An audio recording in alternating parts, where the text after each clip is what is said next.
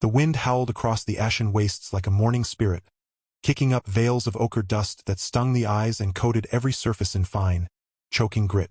Corporal Darien Vale crouched behind the shattered husk of a downed grav tank, his knuckles white around the grip of his pulse rifle.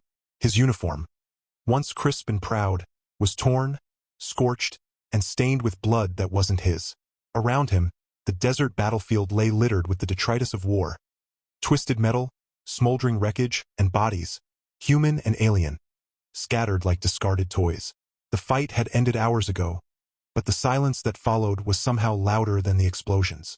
Darien wasn't sure if he was the only one left alive, but he knew he wasn't alone in the dread that coiled deep in his gut. He'd seen them just before the final ambush, the Kwani warrior women. Tall, lithe, and lethal, with smooth purple skin that shimmered faintly under the twin suns, and long white hair that flowed like frozen rivers down their backs. Their armor was organic-looking, woven from some iridescent chitin that pulsed with faint bioluminescence, and their eyes, deep violet, almost black, held the calm ruthlessness of seasoned predators. Among them had been one who stood slightly apart, not in arrogance, but in quiet authority. Her name, according to intercepted comms, was Larissa. She hadn't shouted orders. She hadn't needed to. The others moved like extensions of her will. And now she lay 10 meters away, half buried in sand, her chest still, one arm outstretched toward the weapon that had been torn from her grasp in the chaos. A slender, curved blade that gleamed with faint silver runes. Darien had no love for the Kwani. They'd slaughtered his squad with terrifying efficiency. But something about Larissa had struck him. During the skirmish, she'd hesitated, just for a heartbeat. When a young private had tripped and fallen directly into her path, she could have cleaved him in two. Instead, she'd stepped over him, eyes narrowing as if in disappointment rather than fury. It was that sliver of mercy, however small, that now tugged at Darien's conscience. He couldn't just leave her like this, not after everything. He rose slowly, rifle slung across his back, hands open and empty. No threat. Not now. The sand shifted beneath his boots as he approached her body. Up close, she was even more striking. Her features sharp yet elegant, her skin cool to the touch even in the desert heat. He knelt, brushing sand from her face with surprising gentleness, then reached for her sword. It was lighter than he expected, the hilt shaped to fit slender fingers but surprisingly comfortable in his own calloused grip. The runes along its edge flickered weakly, like dying embers.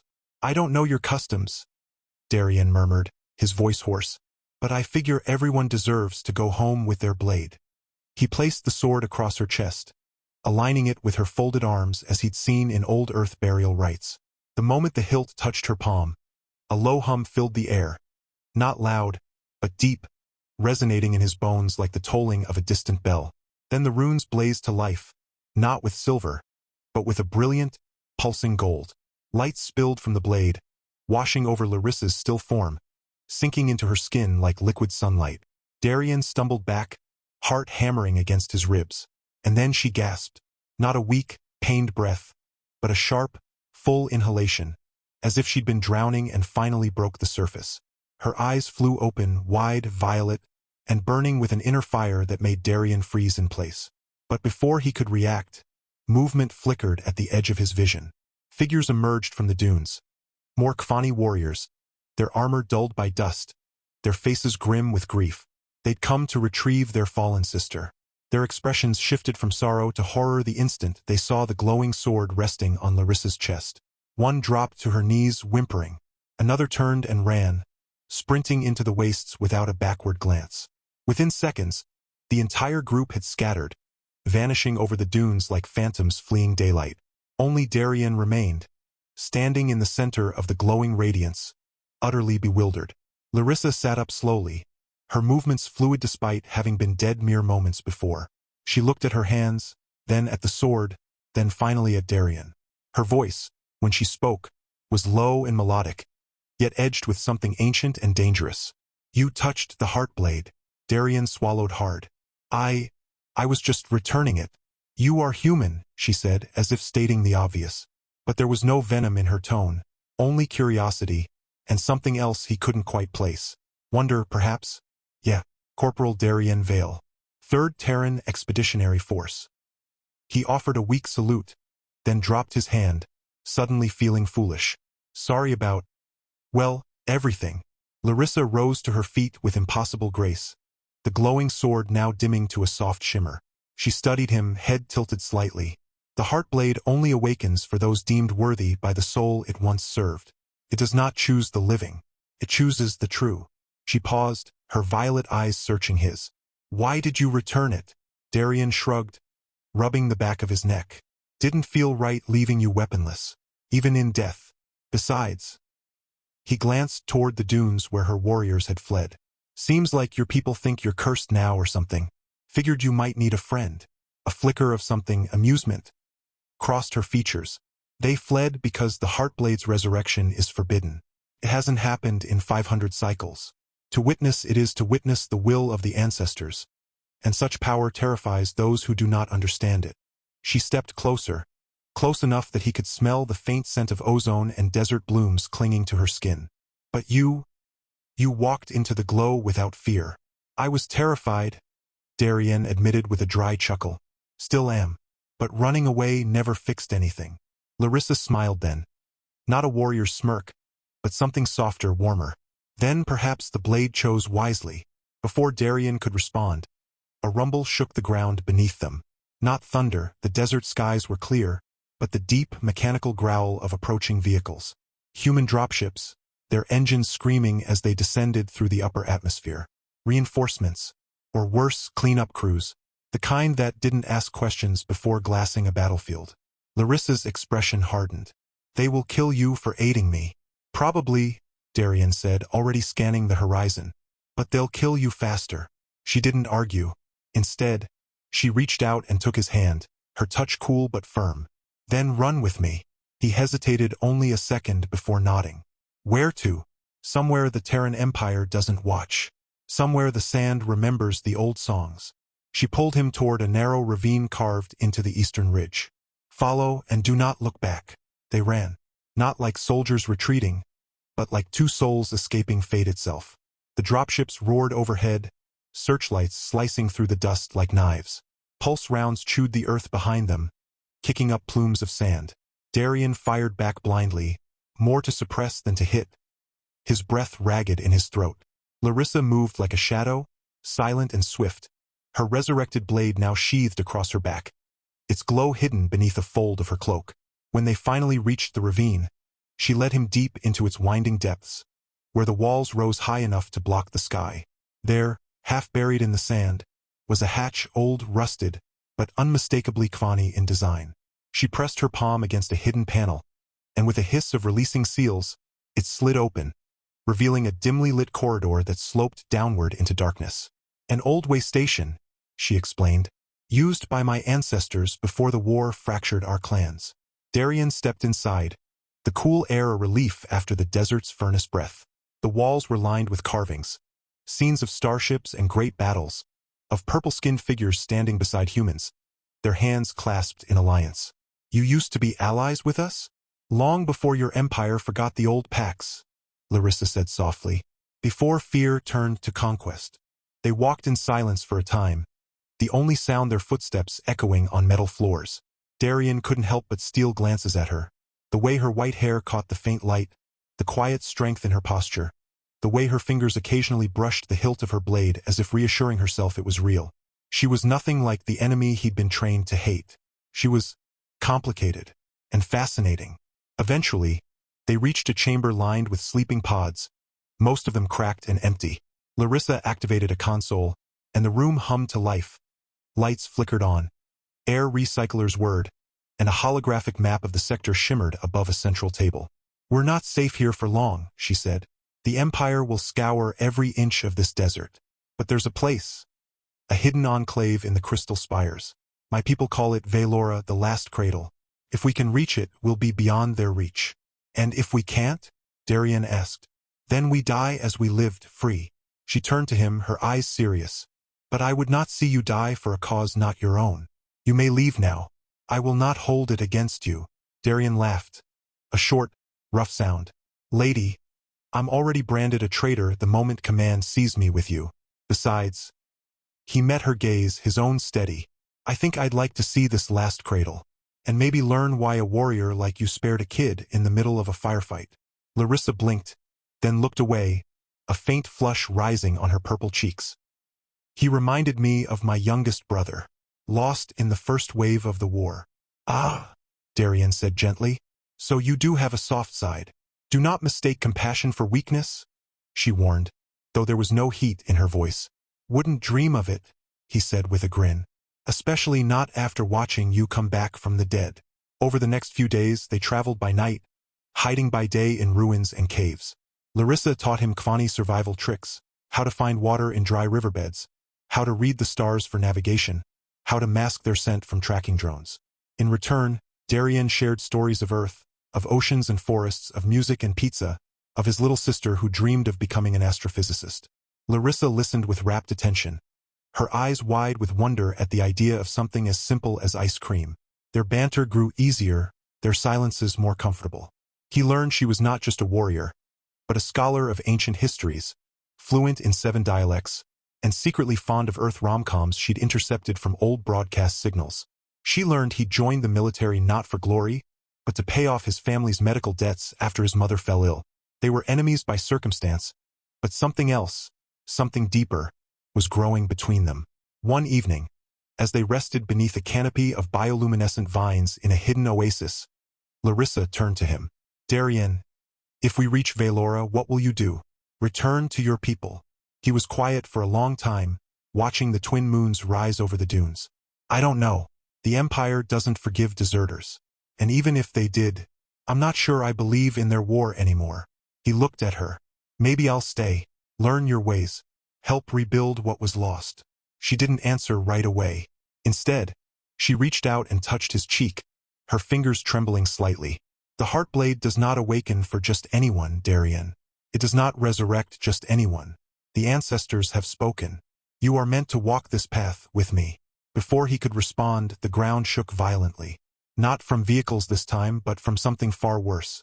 The sky split open with a blinding flash, and a massive Imperial dreadnought descended, its hull bristling with weapons. A voice boomed from above, amplified and cold. Corporal Vale, surrender the Kwani fugitive. You will be granted clemency. Larissa's hand tightened around her sword. They found us.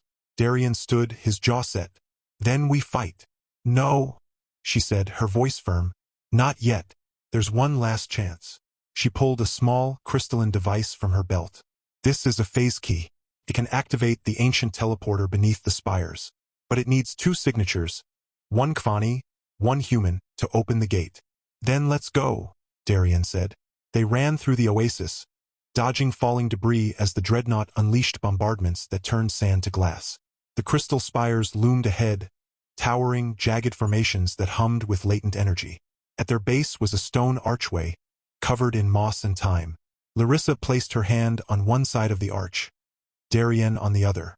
The phase key glowed between them. The runes on her sword flared once more, brighter than ever, linking with the arch in a cascade of golden light. The air crackled, reality itself seeming to bend. But as the portal began to form, a pulse round struck Darian in the shoulder. He cried out, collapsing to one knee. Larissa caught him, her eyes blazing with fury and fear. Hold on, she whispered, dragging him toward the light. Just hold on. The dreadnought's voice roared again. Final warning. Larissa looked back once. At the burning desert, at the war that had taken everything from her, and then into Darian's pain-filled eyes. You are my true, she said fiercely, and I will not lose you. With a final surge of energy, the portal engulfed them both, swallowing them in golden radiance just as the sky erupted in fire. They emerged in a place of impossible beauty. Lush valleys under a violet sky, cities built into living trees, children laughing in a language that sounded like wind chimes. Velora, the last cradle. Safe. But Darian was bleeding badly. Larissa carried him to a healer's dome, her voice urgent, her hands never leaving him. As the healers worked, she held his hand, whispering old Kwani lullabies under her breath. When he finally opened his eyes days later, she was still there, asleep in a chair beside his cot, her white hair spilling over her shoulders like moonlight. He smiled weakly. Did we make it? She stirred, her violet eyes fluttering open. We did. Good, he murmured. Because I've got a lot more Earth stories to tell you. And I hear the Kvani have some pretty wild legends too. Larissa smiled, leaning closer. Then I suppose you'll be staying a while. As long as you'll have me, Darian said. And in that quiet sanctuary, far from war and empires, two souls found something neither had expected. Not just survival, but the beginning of something deeper. A bridge between worlds. A love written in starlight and sand. And perhaps, someday, a family born of two species who had once only known how to destroy each other, but now remembered how to heal. Weeks passed in the sheltered embrace of Valora, and Darian healed. Not just his wounds, but something deeper inside him. The constant tension of war, the gnawing guilt of survival, the rigid loyalty to an empire he no longer recognized. All of it softened in the gentle rhythm of Kvani life. He learned to weave fiber from the sky vines, to brew tea from moon blossoms, and to speak enough of the melodic Kvani tongue to make Larissa laugh. She, in turn, began to shed the armor of command she'd worn for so long. In private moments, she danced beneath the twin moons, barefoot, hair flying, eyes alight with a joy Darian had never imagined possible in a warrior who'd once stared death in the face and returned. But peace, especially peace forged in exile, is rarely unchallenged. One evening, as they walked along the crystal-fed river that wound through the heart of Valora, Larissa grew uncharacteristically quiet. She stopped beneath a great whispering tree whose leaves shimmered like stained glass, her fingers tracing the bark with reverence. "My mother used to say this tree remembers every secret ever whispered beneath it," she murmured. Darian sensed the weight in her voice. "What's wrong?" She turned to him, her violet eyes clouded with something like grief. "I received a message, encrypted, from inside the Imperial command structure." Darian stiffened. "How? A sleeper agent? One of the few who still remember the old alliance." She hesitated. "They say High Marshal Forlag, the one who ordered the genocide of the Kvani outposts, is planning something worse than war. He's found fragments of the Ethel core, a weapon your people lost centuries ago during the First Rift conflict. It doesn't just destroy cities, Darian. It unravels matter at the quantum level. One activation, and Valora would cease to exist. Not as ruins, but as if it had never been." Darian's blood ran cold. He knew of the Ethel core. It was classified, mythologized, dismissed as legend by most. But he'd seen the redacted files during his intelligence rotation. If Forlag has even a shard of it, he could destabilize entire star systems. "He already has," Larissa said softly. "2 fringe colonies vanished last week. No debris, no distress calls, just silence." Darian ran a hand through his hair, pacing. But why would he risk using it now? The Empire's fractured. Half the generals hate him. "Because he's losing," she said. "And desperate men wield God's weapons." A new resolve hardened in Darian's chest. "We can't let him complete it." Larissa nodded, but her expression was grave. "To stop him, we must return to the Ashen Wastes. The core's activation matrix is buried beneath the ruins of the old Kvani temple, the same place where your squad ambushed mine." Darian's stomach twisted. "That's where you died." "And where I rose," she replied, touching the hilt of her heart blade. "Perhaps it's meant to be."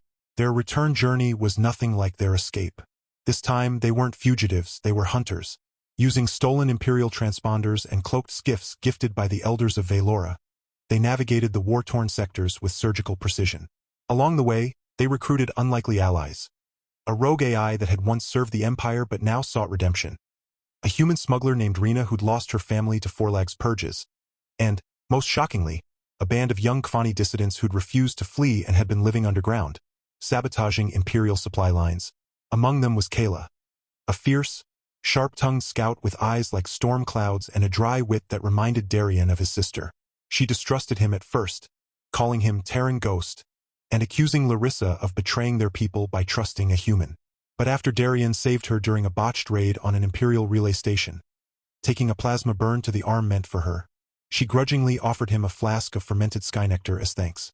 "You're not like the others," she admitted one night by the fire. "You don't look at us like we're monsters." "I saw what monsters look like," Darian replied quietly. "They wear Imperial insignia." Kayla studied him, then nodded. "Then let's make sure Forlag gets a good look at us before he dies." When they reached the Ashen Wastes, the temple ruins loomed like broken teeth against the blood-red sky. The place was crawling with Imperial troops and automated sentinels. But worse, Forlag himself was there, standing atop the central dais, surrounded by scientists and elite Praetorians. And in his hands, glowing with sickly green energy, was the reconstructed Ethel core. It was larger than Darien had imagined. Roughly the size of a human torso, pulsing like a diseased heart, tendrils of corrupted energy snaking through the air around it. Forlag, bald and scarred, his uniform adorned with far too many medals, was laughing as he fed it data from a neural interface. "He's syncing it to the planetary grid," Larissa whispered from their vantage point in the dunes. "One more hour, and it'll be irreversible. We need to destroy the Matrix before he activates the final sequence," Darien said, scanning the terrain. "But it's shielded. Only a resonance pulse from a heartblade can disrupt it." Larissa's eyes widened. "You know about that? I read your archives while I was healing," he admitted. "Also, you talk in your sleep." She shot him a look that was equal parts exasperation and affection. "The resonance pulse will require me to channel all the blade's energy once. It'll drain me, possibly kill me." "No," Darien said immediately. "There's another way." He explained his plan. A reckless, borderline insane gambit that relied on timing, luck, and the smuggler Rena's knack for improvisation. They'd create a diversion at the eastern gate using the AI to mimic a Kvani fleet signature. While Forlag's forces scrambled, Kayla and the dissidents would disable the perimeter turrets. Then Rena would drop a kinetic penetrator, a stolen Imperial warhead, directly onto the temple's main generator, causing a feedback surge. That surge, if timed perfectly, would overload the core's stabilizers, creating a brief window for Larissa to strike. "Timing has to be within 3 seconds," Darien stressed.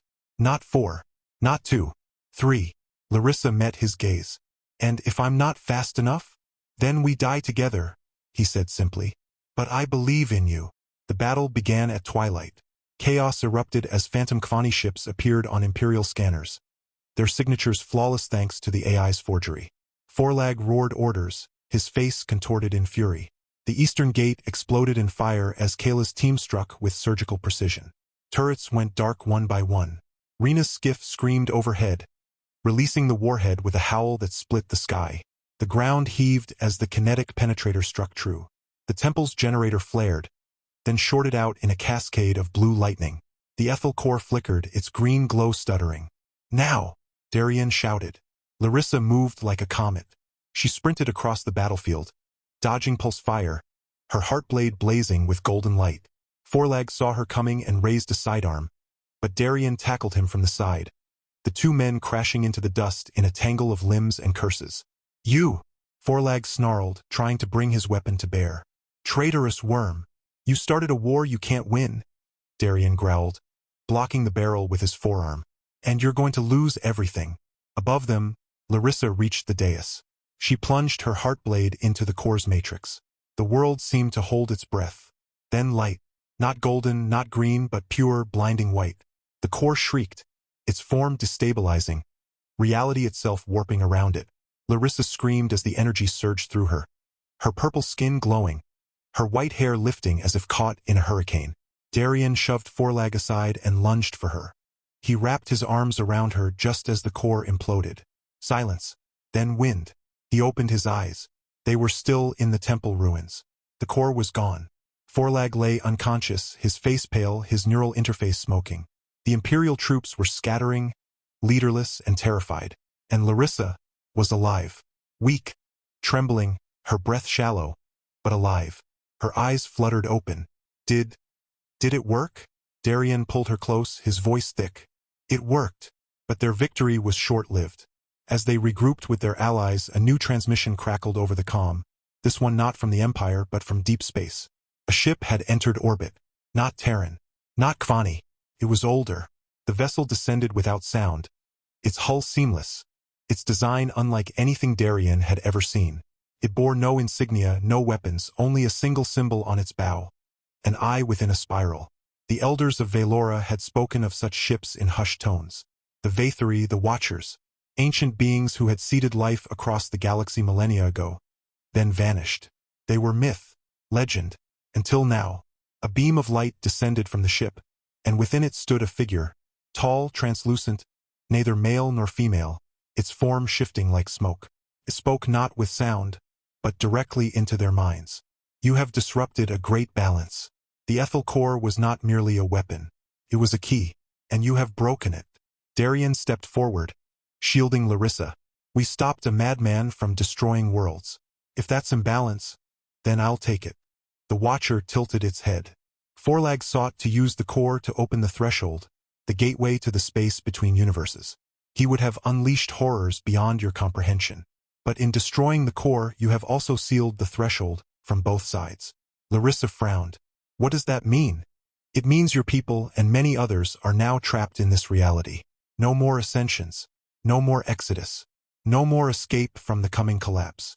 Darien's heart sank. Collapse. The stars are dying faster than predicted. The Watcher intoned. Entropy accelerates. In 3 of your cycles, this galaxy will fall into eternal night.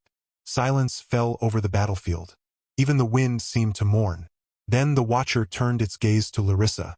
But you who wield the heart blade and walk with a human soul. You are the anomaly, the variable, the seed of something new. It extended a hand or something like a hand, and in it appeared 2 small crystalline seeds. Plant these where your peoples first bled together. Let new life rise from old wounds. The path is not closed, only changed. With that, the Watcher vanished, and the ship ascended, disappearing into the void as silently as it had come. Back in Velora, the elders debated what to do. Some called for isolation, for waiting out the end in peace. Others demanded war against the remnants of the Empire, to seize their resources before the stars went dark. But Darien and Larissa had a different idea.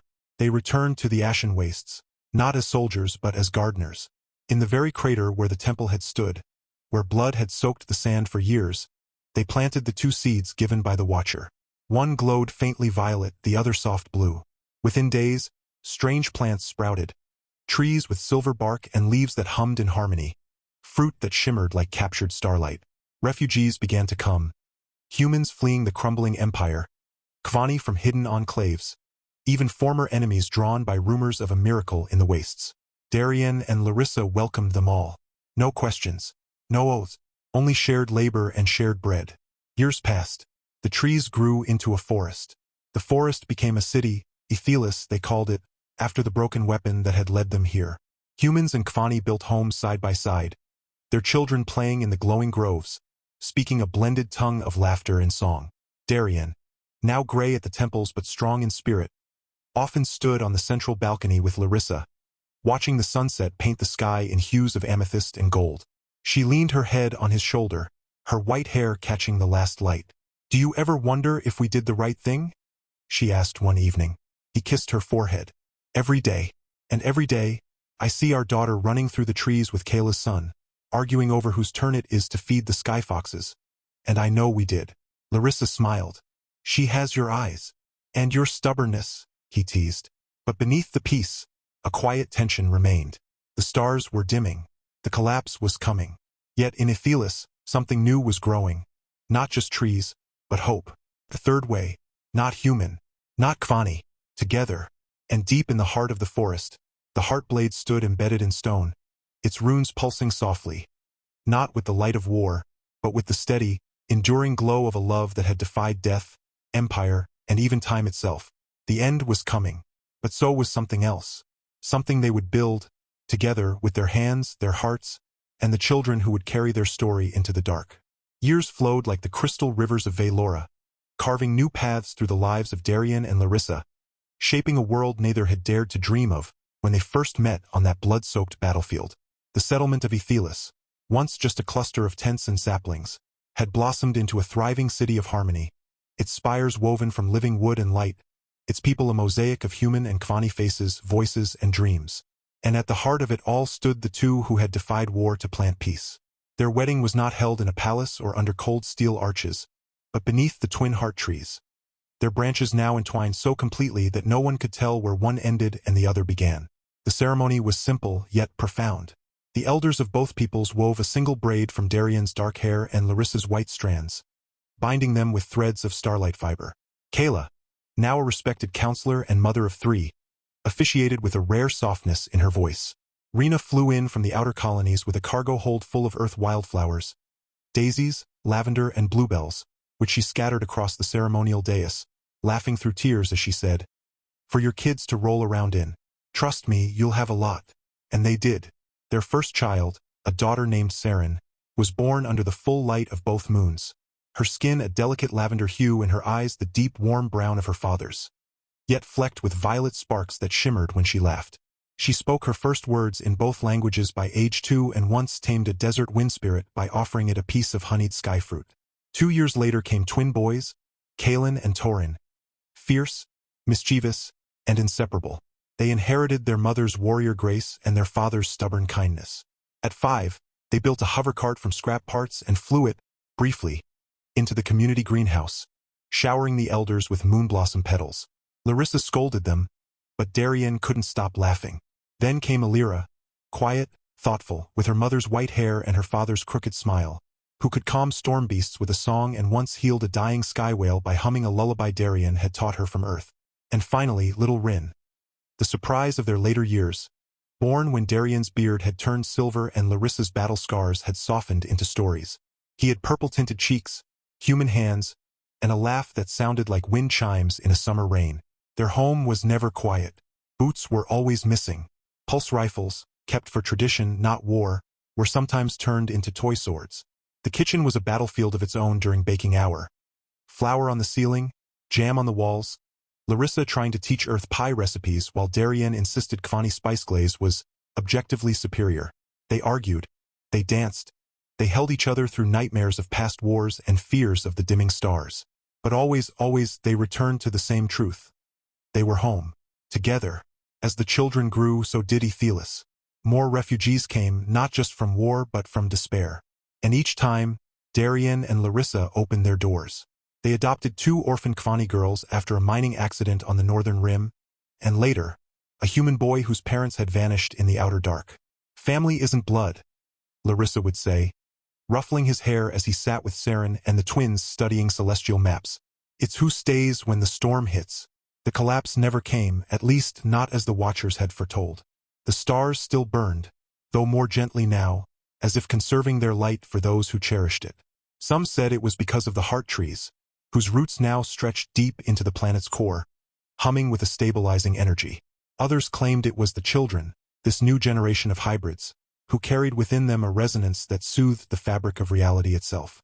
Darien liked to think it was simply love, multiplied across lifetimes. On their 20th anniversary, the people of Aethelis surprised them with a festival. The streets glowed with floating lanterns shaped like hearts and swords. Music filled the air, Kvani flutes weaving with human guitars, drums echoing like distant thunder. Their children performed a play recounting their parents' first meeting. A clumsy human trying to return a dead warrior's sword, only to have her rise up and punch him in the shoulder for being too noble for his own good. The crowd roared with laughter, and even Larissa blushed. That night, as the moons cast silver paths across their garden, Darien took Larissa's hand. Her skin was still cool, her hair still white as snow, but her eyes held the warmth of 1,000 sunrises. "Remember when your warriors ran from me just for touching your blade?" he asked, his voice rough with age and affection. She smiled. "They didn't run from you. They ran from the truth, that the old ways were ending, and something beautiful was beginning." He pulled her close. "And look at us now. 6 kids, 3 adopted, a city full of dreamers, and you still haven't let me win an argument." "I let you believe you win," she whispered, kissing him softly. Around them, the heart trees pulsed with gentle light, their leaves rustling with the voices of generations past and yet to come. In the distance, their children's laughter echoed. Saren teaching Rin how to weave vines into crowns, the twins racing hoverpets through the orchard, Alira singing to the stars as if promising them she'd keep them lit. Darien and Larissa sat on the porch of their home, hands clasped, hearts full, watching the life they had built bloom in every direction. The war was a memory. The empire had crumbled into dust. But here, in this desert-turned garden, love had not only survived, it had multiplied, multiplied, multiplied. And as the first stars of evening blinked awake, Darien leaned his head against hers and said, so softly only she could hear, "Best mistake I ever made was picking up that sword." Larissa squeezed his hand. "No, my love. The best thing you ever did was return it." And in that quiet truth, beneath a sky full of light they had saved together. They knew. This was the happy ending they'd fought for. Not just marriage, not just children, but a legacy of peace, woven from two worlds, carried forward by many hearts, and destined to shine long after their names became legend.